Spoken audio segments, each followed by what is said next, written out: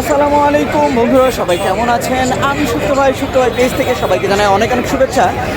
আমি এখন যে জায়গাটিতে দাঁড়িয়ে আছি, এই জায়গাতে বাংলাদেশের এমন কোনো মানুষ নাই যে যারা না চেনে।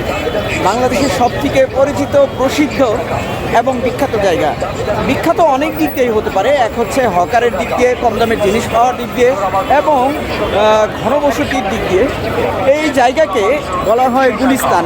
আমরা জানি ফার্সিতে গুলিস্তান নামে হচ্ছে বাগান। এখানে যদিও বাগান নাই, কিন্তু এখানে কিন্তু শত শত হকারি রয়েছে, শত শত দোকান রয়েছে।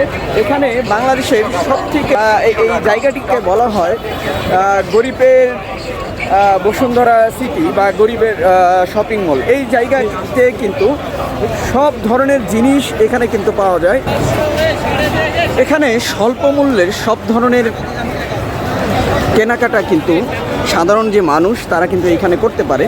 এই গুলিস্তানে কিন্তু আপনার যে কোনো জায়গা থেকে, অর্থাৎ ঢাকার ঠিক মাঝ বরাবর হওয়ায় আপনার বরিশাল থেকে সদরঘাটে দিক থেকে এবং ট্রেনের পথে, বাসে পথে, অর্থাৎ যে কোনো জায়গা থেকে, বাংলাদেশের যে কোনো জায়গা থেকে সহজেই কিন্তু গুলিস্তানে আসা যায়।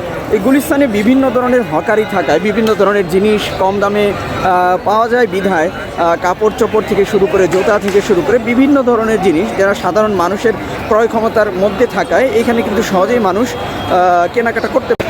আপনারা দেখতেই পাচ্ছেন আমি কিন্তু এখন আছি গুলিস্তানে, যেখানে স্বল্প মূল্যে সকল ধরনের কেনাকাটা সাধারণ মানুষজন কিন্তু এখানে করতে পারে।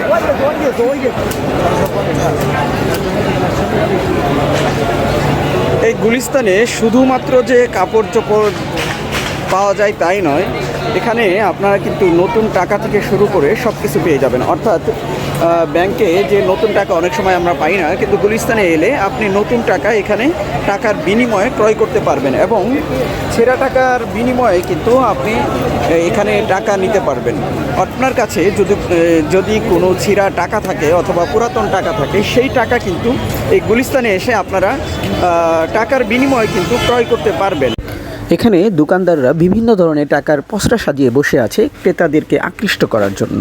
এখানে কিন্তু বিভিন্ন দেশের বিভিন্ন ধরনের মুদ্রা কিন্তু এখানে আদান প্রদান করা হয়ে থাকে। আপনারা দেখতেই পাচ্ছেন গুলিস্তানে কিন্তু বিভিন্ন রকমের মুদ্রা, বিভিন্ন ধরনের মুদ্রা কিন্তু এখানে আদান প্রদান করা হয়ে থাকে। প্রাচীন আমলের মুদ্রা থেকে শুরু করে বিভিন্ন দেশের টাকা, বিভিন্ন দেশের মুদ্রা কিন্তু এখানে ক্রয় বিক্রয় করা হয়।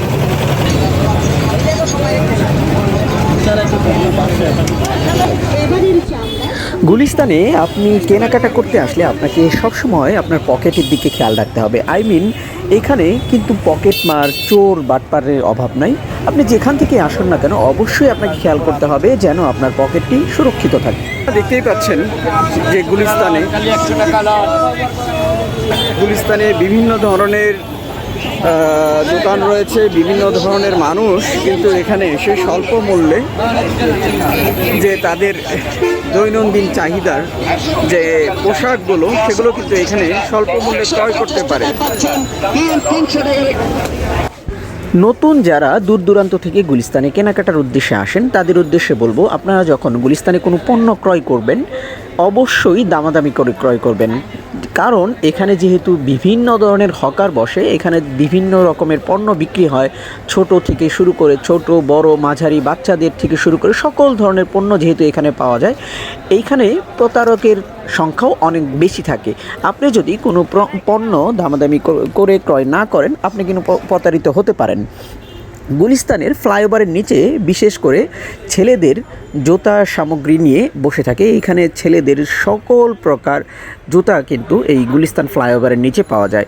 যে কোনো সময় গভীর রাত পর্যন্ত কিন্তু এখানে জুতা বেচা বিক্রি হয়ে থাকে। আপনারা চাইলে যে কোনো সময় কিন্তু গুলিস্তানে আসতে পারেন। এই গুলিস্তানে সকল শ্রেণীর মানুষের জন্য কেনাকাটার সুব্যবস্থা রয়েছে, অর্থাৎ সকল শ্রেণীর মানুষ এখান থেকে কেনাকাটা করতে পারেন। এখানে শুধু যে নিম্ন শ্রেণীর মানুষ তারাই নয়, এখানে মধ্যবিত্ত শ্রেণীর মানুষ থেকে শুরু করে সকল শ্রেণীর মানুষ কিন্তু এই গুলিস্তান থেকে কেনাকাটা করতে পারেন।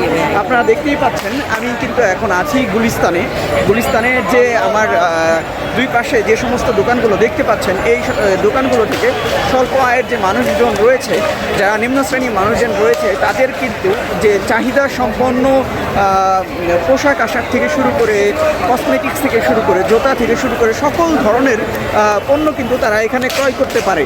তো বন্ধুরা, আমি গুলিস্তানের যে চিত্র, বর্তমানে গুলিস্তানের যে অবস্থা, আমি আপনাদেরকে সেটি দেখানোর চেষ্টা করলাম। সত্য ভাই পেজের সাথেই থাকবেন, আমাকে সাপোর্ট করবেন, ভালোবাসা জানাবেন। ইনশাল্লাহ আপনাদের জন্য আরও নতুন নতুন ভিডিও নিয়ে, নতুন নতুন ব্লগ নিয়ে আপনাদের সামনে আসার চেষ্টা করব। সেই পর্যন্ত সবাই ভালো থাকবেন, আমার জন্য দোয়া রাখবেন। আসসালামু আলাইকুম। দেখা হবে অন্য কোনো দিন অন্য কোনো ভিডিও নিয়ে। আল্লাহ হাফিজ।